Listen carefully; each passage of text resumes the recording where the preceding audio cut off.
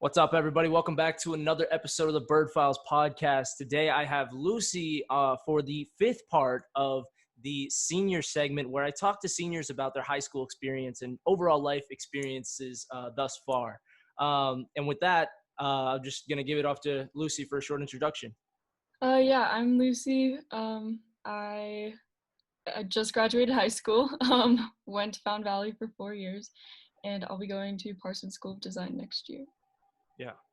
Yeah. And so I think one thing in my, very short time at Fountain Valley that I kind of knew you for is just like your art. And then as I kind of, talk to you more, there's definitely like more pieces, but like art was like your kind of label, I guess you could say. And just to like go kind of straight into that, where did you start art? Like when did you pick up, your first paintbrush and say, you know what, I love this and I want to do this? Um, yeah, I mean, I think that I kind of created that like label for myself at Found Valley. It was like kind of the artist. I honestly don't know if I remember. Um, I've kind of just been doing it since I was little. I think my parents told me that I, really liked it as a toddler, and guess I just kept going. But I remember when it really picked up was I was in, I don't know, elementary school, and I went through like, the classic elementary school girl, like mermaid fairy phase. And so I just would nonstop draw them. And like, I love Disney, so I would like draw Disney cartoons and stuff. And I think it just kind of evolved over time. But I don't know. I think that I I've just been doing it for so long. I can't remember when I started, but I just absolutely love it. And I don't think I've stopped loving it. So yeah. Yeah. I mean, going to Fountain Valley, obviously, like boarding school, that's a pretty big deal. Was the art program there at all a factor in your decision to go? Yeah, that was absolutely a huge factor. Here, like I'm from Casper, Wyoming, and they only have like two really big public schools here. And I didn't know much about their art programs or anything. I had an idea that I kind of wanted to go into art in eighth grade. But when I visited Found Valley and I saw the art barn, I just fell in love immediately. Like I was like, that is where I want to be working. And yeah, so that was a huge factor. I definitely noticed, just how good of a program it was compared to kind of what I had access to here.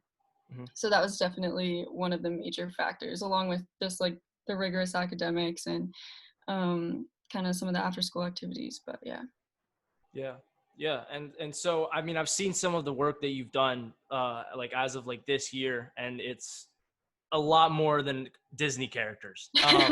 So can you just like talk to me? Did the kind of evolution of your work from, drawing mermaids and Disney characters, like how did you go from pen on paper to just these amazing like canvas paintings?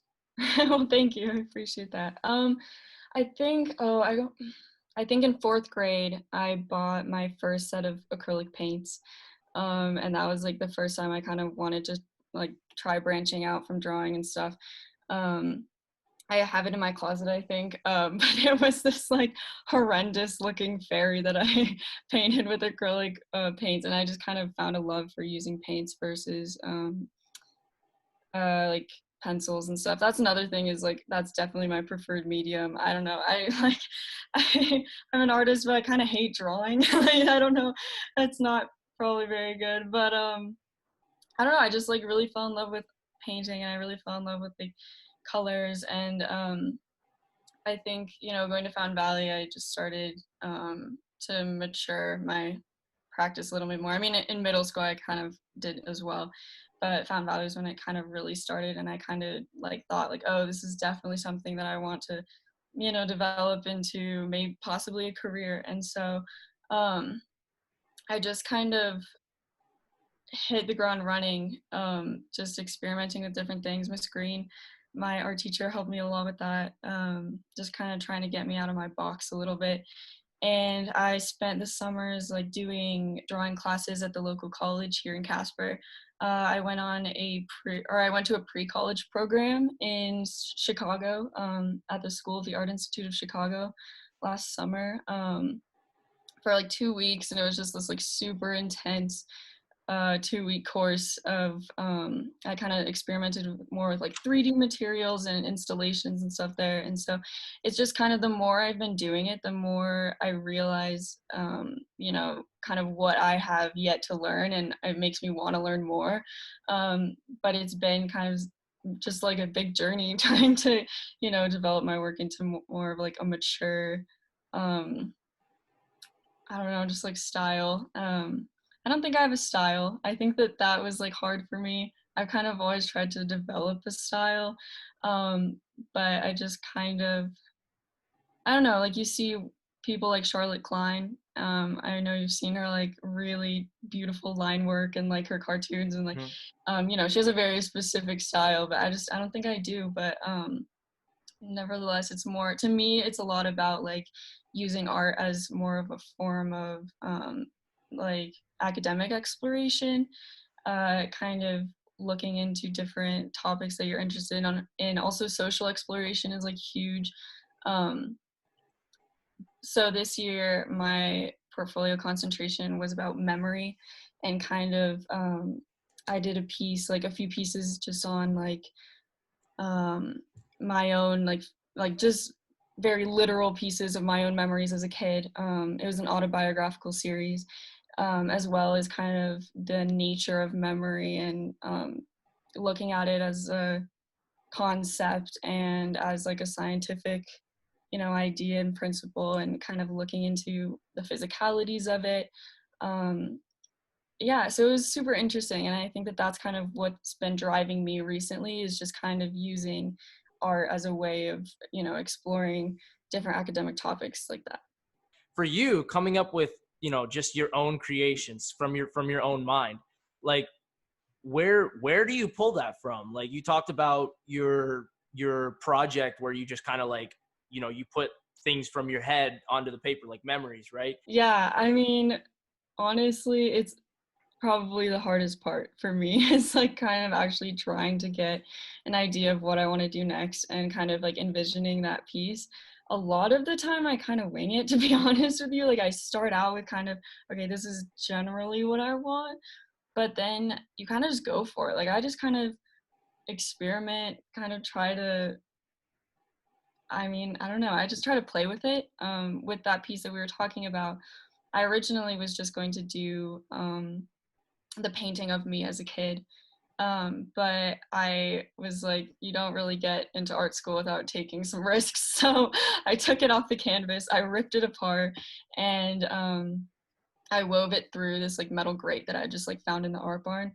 And I used the metal grate as kind of a meaning for like, for time, because time is like it's unmoving, it's sturdy, we all kind of rely on it. But then it kind of was like destroying that like innocent image of me, if you know what I'm saying. So that Mhm. was kind of like the idea behind it. So yeah, I think that, I mean, honestly, my worst probably habit is just sitting in the art barn for like 2 days, just Googling things, thinking about things, not starting another project for weeks because I just don't know what to do. But yeah, so I don't know. I think, yeah, it is hard to answer because I don't even Mhm. know, to be honest. I don't know. Sometimes it just happens. It's also easier if I was like, because I was doing a kind of whole body of work with the theme of memory. That gives you, a starting point. But um, in general, it's hard for me to kind of come up with things. But when I do, just gotta go for it. Yeah, when you do, it Yeah. just happens to be the perfect thing that gets you into college, right? I mean, speaking of art school, right? You said Parsons School of Design. I think it's New York City is where it's Yes. at. Okay, Yeah. so how when do you get the idea? You said that in eighth grade you started to think about maybe taking art as a career, but when did you kind of set your mind? I want to go to art school as opposed to pursue something else. Yeah. Um, it was definitely a process. It was a process, and you're about to go through the same thing. So, but you know, I think freshman and sophomore year, I kind of was like, I think art school would be cool. I don't know. I wasn't completely ready to just commit myself to only doing art and then foregoing the rest of, um, you know, the other classes in the traditional majors. But I think, um, you know, junior year, I started touring schools and I went to, you know, various art schools, and just being in those environments, I was like, this is cool. Like, this is cool. And I just was thinking to myself, you know, over kind of the course of the end of junior year, you know, what makes getting a degree in art less valid than getting a degree in something like more traditional like business, you know, because what will be more ultimately, what will be more valuable if I'm putting my heart and soul into something I really care about versus writing a like writing papers and doing essays on a topic I don't care about, and that ultimately just kind of wastes your time, and it just doesn't like feed you, you know, doesn't like feed your soul, if you know what I'm saying. Yeah. um you know, like, how is that worth it, even if it may lead to maybe more of a stable, you know, income? It's just ultimately not worth it. And I think one thing like huge that made me decide, yes, this is what I want to do, is junior year I just kind of had a rough year. It was just really I had a lot of things going on. But I spent a lot of time in the art barn, like a lot of time in the art barn. And when it was closed, it was hard because all I wanted to do was just, I didn't want to do my history homework. I just wanted to go and paint and reflect and you know, be creative. And when I realized how huge of a part of my life that was, and how that was keeping me sane pretty much, I was like, I don't want to just give that up. So I was like, I think that's just what I'm meant to do.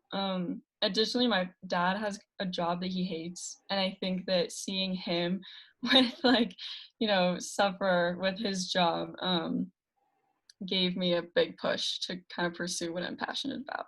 So, yeah. Yeah. Speaking of, you know, Parsons School of Design, right? Was that like your top, was that, you know, I want to go to Parsons, or did you apply to, you know, other art schools, and what were you looking for?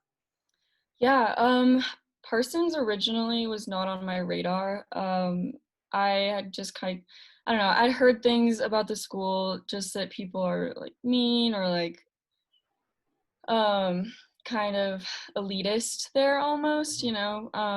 Just being in Manhattan with a bunch of art kids, like that's kind of intense.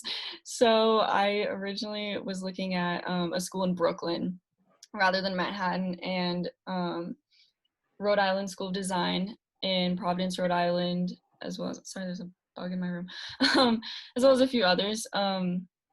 But I ended up applying to like I looked it up more and I kind of researched it more, and sorry, my email just opened. And I ended up just applying to it as well as like, I think I only applied to like 4 schools. Um, but Rhode Island School of Design was my top choice at the time. It's known for being super rigorous, and one of the best art schools. So that was my top choice. I ended up getting deferred, and then a few weeks later, I got accepted into Parsons with a $22,000 scholarship, which just like completely changed my mindset. I was like, Mm-hmm. oh my goodness, like I have a spot in New York City right now. Like that is crazy to me, and I have money to go there. That's crazy. Like that they gave me that aid, so that was awesome. And then, but I was waiting on RISD. I finally got rejected from RISD and was like, okay, well, this sucks. And I was really upset. I was really upset.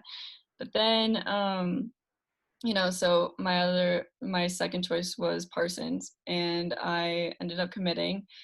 And the more I kind of envisioned my life in New York versus in like a small town in Rhode Island, I was just like, I don't know why. Like, even maybe if there are some mean people there, like I'm gonna make my own friends. I'm gonna forge my own path there, you know. And I was just like, you know, picturing myself being able to go to the Met and you know, create in such a lively place with just so many different cultures, and just being in that environment was so exciting. And so I haven't felt sad about RISD at all because I'm just so excited to be in New York and so excited to go to Parsons. And um, yeah, so it was originally not on my radar, but it ended up being, I think, the right choice. So Fountain Valley, generally it's a really nice place. There's not a lot of hatred, there's not a lot of hostility at the school. Maybe sometimes there is. I mean, it's a bunch of teenagers together. But yeah. and so do you think that being in kind of like this protected and like environment for the last 4 years, and then getting kind of like thrown into Parsons, where what you've heard is being, like you said, a bunch of art kids in New York City, how do you think you're going to adapt to that? I'll be honest with you, I'm terrified. Like I'm genuinely terrified. I don't know. I've, heard stories from other kids, graduated the past few years, and it's a hard transition. It's really difficult to go from a place like Fountain Valley where you're kind of just like constantly supported, constantly have someone, everyone knows everyone, to an environment which can be much more isolating. I'm scared. I know that like I kind of expect it to be a difficult transition. I think that Fountain Valley is very sheltering, and I think you don't think you're in a bubble, but you're really in a bubble. You're really in a bubble. I mean, like I was like I've already moved away from home, like I'll be fine. Um but realistically, it's just a completely different environment. But it's also, there's good things, I'm kind of excited to not be in such a small environment and have a lot more people and, have access to the city, whereas like Fountain Valley, you don't. And I think that I'm trying to go in with the mindset of there will be like a lot of tough times. You'll feel alone. You'll feel like maybe like I'm scared about also like meeting a bunch of incredible artists and just feeling like crap about my abilities. I'm like, you're gonna have those moments where you're just gonna hate life, but I'm hoping that there will be those moments just with the city and with the people there and with doing something that I love that will make it worth it. So Yeah. I'm crossing my fingers, but I'm scared, but I think it will be great. So we talked a little bit about how it's untraditional, right? You're going to classes in these different buildings. So what kind of courses are you going to be taking, right? It's art school, specifically School of Design, right? So it's probably also going to branch not only to painting but also other parts of design. So what are you going to be taking? Okay, so the first year I go there will be a foundations year, so I don't get into my major quite yet. Um, but let me think. Okay, so there's a required drawing course all year, and that kind of okay. So all of my like traditional education, I'm still getting, but it's kind of aimed at art and design. So one of the courses I'm taking is a studio course, so that's like drawing. But it correlates with my English course, which is like seminar. And so studio and seminar correlate with each other. So the teachers will communicate, like I'll either write a poem about a drawing I did or do a piece based on an essay I did. So things like that. And then for sciences, I'm doing it's like an environmental science course pretty much. I can't quite remember what it's called, but it's pretty much to teach you about the materials you use as an artist and, the impact on our environment and, the importance of, being really aware of what we use. And I think that's really cool. And then I'm trying to think, there are other really cool ones. I think I have like, they're all required, so I don't get to like choose, but I'm like blanking on the other ones. But yeah, so overall, like all of your kind of classic schoolwork isn't just tied into art classes. Oh, and then I'm doing it's called space and materiality, which is like doing 3D work and kind of figuring out how objects work in space, which influences a lot of your 2D work. So if you know kind of how shadows work, how light works, how it how it hits in space, how especially perspective is huge. If you know how that works, by working with 3D objects, it just makes everything you do 2D accurate. and makes sense. It just makes it kind of takes it to another level. So yeah, I'm really excited for those kind of like it's non-traditional. I'm taking an art history course as well, which will be good because I truly love doing art and know nothing about art history. So I'm excited to learn. And yeah. Yeah. So I mean, it seems like, you're going to be working with 3D stuff and you're going to kind of be learning just art in general. But right now, would you, I mean, I would label you a painter, right? So going to Parsons when you graduate, right? Do you see yourself still being just a painter? Or are you going to be like interior designer painter? Are you going to be like, are you going to be like car designer? Like what are you trying to like be at the end? Yeah, I mean, honestly, I kind of still have to figure that out. One thing I think I'm going to have to give up my painting, which is hard, but I think in order to be in a creative field and make money, I don't think I could just be a painter. So right now I'm thinking about going into graphic design, so that way I could do illustration, um, and like advertisements for companies or web design or anything like that, which would definitely ensure me a steady paycheck. But I mean, like you said, like car design, that's also a major is product design. So like, your phones and everything, like everything that's like Apple is designed by artists, designed by product designers. So I have the option to major in that. I have thought about going to fashion design. Parsons is, I think, the #1 fashion design school in the world. So that would be crazy. I love fashion. It's another passion of mine. I wanted to be a fashion designer for a really long time when I was little, but it's definitely a risky career move. Yeah, I have a lot of options. I have first year to kind of figure it out, but right now I think I'm on track to become a graphic designer. Okay. Yeah. So, I mean, that kind of, I wasn't expecting you to kind of just like drop that bomb where I mean, painter is what I know you for being, right? And you're like, I know. you know what? I'm gonna be a graphic designer, actually. Um, but Yeah.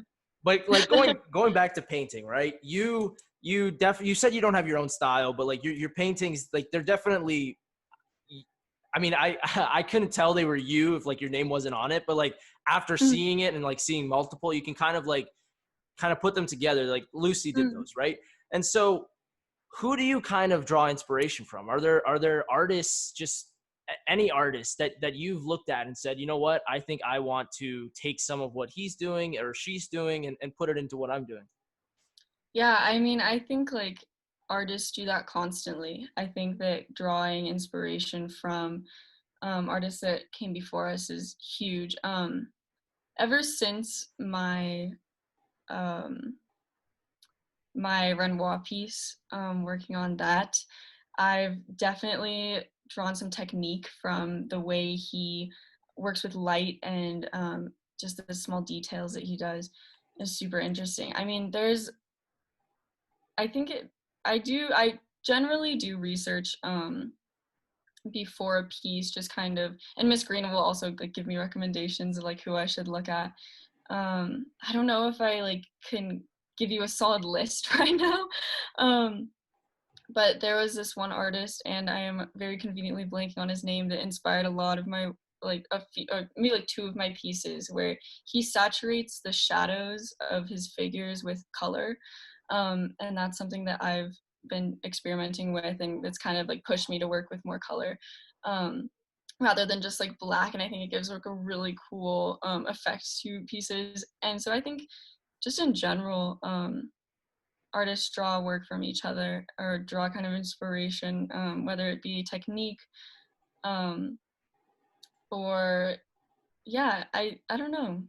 I definitely could tell you Renoir at this point. And I definitely could tell you the other artists, which I'm conveniently forgetting their name.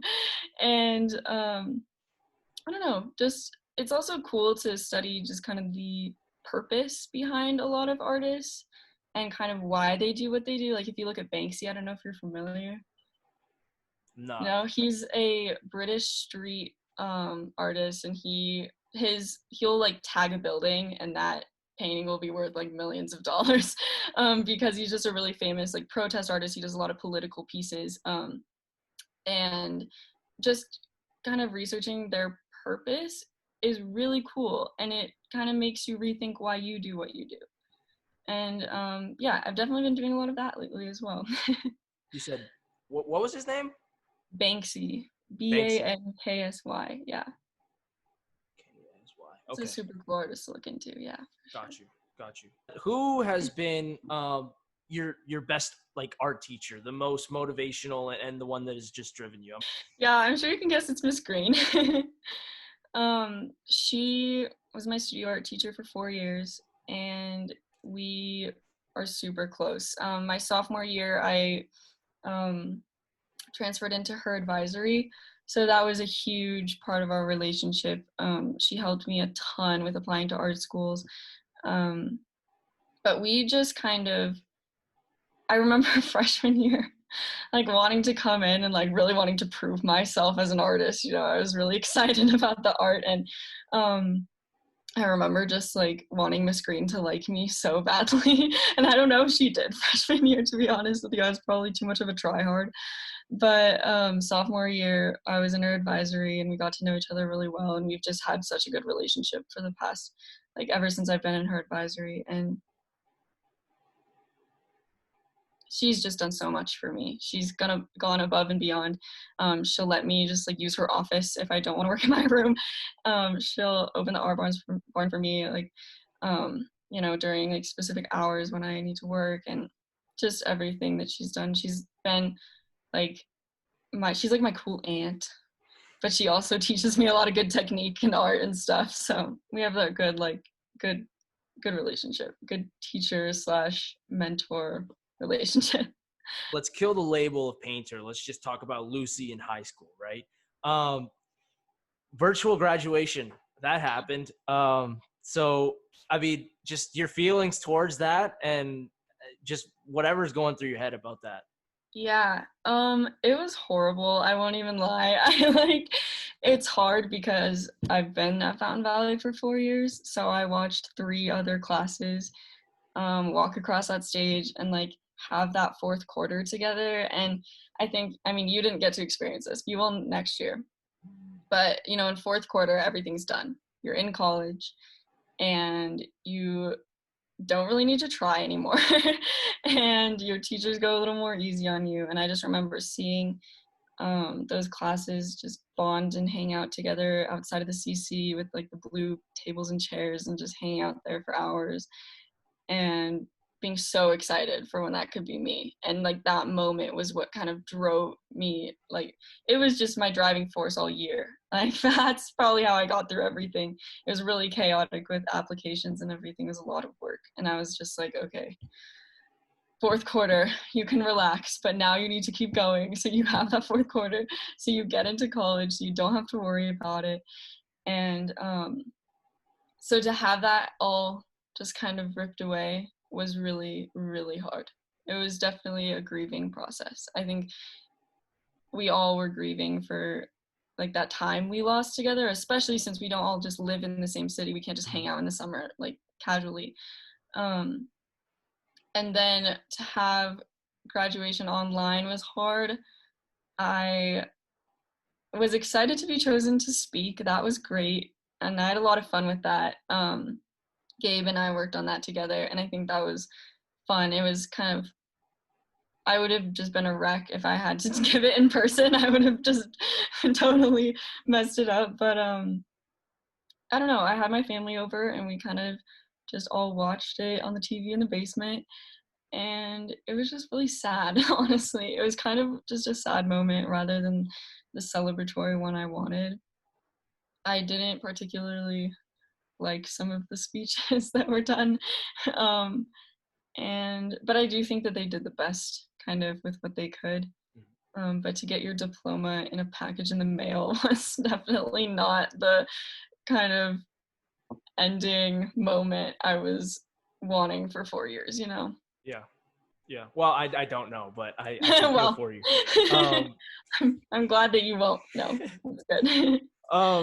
But you were chosen as a graduation speaker, and I have to think that has to help a little bit, if not at all. But what are your reactions? Because I talked to Gabe actually, and he told me that basically the senior class and faculty voted on who should be the speakers, and he told me that he and you just like no expectation at all, Oh, like what is your reaction to getting chosen, and then like what is the lead up to that speech? yeah. I was completely surprised. I just like, we talked about it at dinners and stuff, like, oh, who are you gonna vote for? And I like never heard my name. So um I didn't expect to get it at all. I mean, I think it makes sense. Like Gabe and I both did theater at some point, so but I was completely surprised. I was really honored. I was really happy. I was like, wow, thanks guys. Like you believe in me, It was a cool feeling. But it was a lot of work. It was a lot of work. We um planned it for I think about a week and just kind of wrote it and met almost every day um over Zoom with Miss Knuckles. And it was hard just kind of first figuring out what we wanted to do, because we were like, we have a lot of different options here, we could, with video and everything, and just kind of figuring out the route we wanted to go. We did not want to focus it that much on coronavirus, which I'm glad we didn't, because other speakers did a lot. And yeah, so we spent hours meeting, writing together, shared Google Doc, um, we spent a whole day like trying to film it. We had so many outtakes, it was hilarious. It was just a whole process. Then I spent quite a bit editing it. So yeah, it was definitely a lot of work leading up to it, but I think it was worth it. And I think it was kind of a refreshing little bit in the ceremony. So it was fun overall, and I feel really honored. Something that I just kind of noticed is just knowing Gabe personally. Sometimes he can be animated, but a lot of times he's just that like kind of like asshole with a really monotone voice. Yeah. And in that speech, he was all like giggles and Buddy had rabbit hops. He was like, "Oh my God, guys, we're graduating!" How did you sit through that for however long you did that? Because I would have just died. Let me tell you, that was not what we were like that day. Like we were like, okay, it has to translate through a screen. Like if we were there, and I don't know, you probably haven't seen any of the other Found Valley graduations. They're online, but so we rewatched the speeches, and we were like, if we were there, the energy from the crowd would just give it so much more. Like you would just feed off of people's energy, But we didn't have that, so we were like, we need to make up for that with our own energy. And we were sitting there like exhausted. Like I had forgotten to eat lunch that day, and I was just like pissed off, and I was just annoyed. And so was Gabe, and like we're dealing with technical issues and all of that, and so we were not like that behind camera. So when we started rolling, we were like, we need to just get it together, like hitting ourselves, like, okay, let's go. And we kind of just treated it as another script that we had to memorize, another kind of scene that we had to play, like scene that we had to act in pretty much. But we tried to kind of bring the energy a little bit. I think that's why Gabe was like that, but it was not like that behind the scenes. Just kind of going back to you, right? You come in as a freshman to this boarding school, and now you're leaving. What is the biggest change in you from your freshman year to now? It's a really good question. I don't know if I've ever thought about like the one thing. I think probably my confidence. I'd say I think that I feel much more competent and put together than I did freshman year. I think, I don't know, I was just a wreck freshman year. Everyone looks back at their freshman year and is like, yeesh. But I'd say probably my confidence. I grew confident in my artistic abilities more, and my writing abilities. Thank you, Mr. Reynolds, for that one, because he just changed how I wrote. But yeah, I feel much more competent overall. And I think Fountain Valley definitely is the reason I do. So now you're done. You're a more competent, more confident person, right? But like we talked about, Fountain Valley is its own bubble, even if you may not think it is. Do you think Fountain Valley has prepared you for real life? And when I say real life, I don't mean necessarily college. I mean, that's a part of it, but I'm just talking about real world. Like, do you think it's prepared you? Man, I honestly think I don't think anyone is actually as prepared as they think they are. I don't know if I could ever be prepared or ever feel prepared. But I think I'm the most prepared I could feel, you know? Mhm. I mean, Fountain Valley just put me through a lot, a lot of stress. It, showed kind of, I don't know, I learned things about myself there, that I probably wouldn't have in other places. I was able to go to Lima, Peru for 9 weeks my sophomore year on exchange. Experiences like that kind of give you a larger perspective. I mean, right now, I feel like I'm clinging to Fountain Valley a little bit. I feel almost more uncertain now, even though, than I ever did, because it's kind of like I was very comfortable there. I was very comfortable in my dorm with the people I know. But I think that I'm ready. I think that it did prepare me very well for, different social situations. It absolutely prepared me for, just to think, independently and do my research and be an educated person and have educated discussions. I think that was a huge thing. The social skills, that you learn by giving people tours, or just in general by being there. I know how to do my own laundry, which is always a plus. Yeah, so I think that even if I don't feel prepared, I am, and I am prepared as much as I could possibly be, having not been to college yet. Mhm. So you just told me a lot of the good things that you've learned and that have prepared you as much as you could possibly be prepared, right? So now tell me just one worst experience or just one like terrible thing that happened to you at Fountain Valley. That's just you're never gonna Oh forget. my goodness. I have a few maybe. I went through some shit at Fountain Valley for sure. I think probably my worst experience there. Hope she doesn't watch this. She probably won't. My roommate, junior year was really difficult. She had a lot of her own issues. She snuck things into the dorm when I didn't know they were there. Could have gotten in a lot of trouble. Had multiple honor councils, and I was like pretty much her therapist through the whole thing. That year for me was really, really awful. I don't know. I just felt emotionally drained. I didn't really have a safe space. Um, so I'd say like overall, that was probably like the worst time I've had at Fountain Valley. I got an honor council my sophomore year. That was really bad. I was stupid. It was so dumb. I literally just wanted to go get Starbucks at lunch on a weekday, and you're not allowed to leave on weekdays. So I went in the trunk of this senior's girl's car, and we left campus. We got Starbucks. We came back. We're in the parking lot across the street. Like what was it? It was some church. I don't know.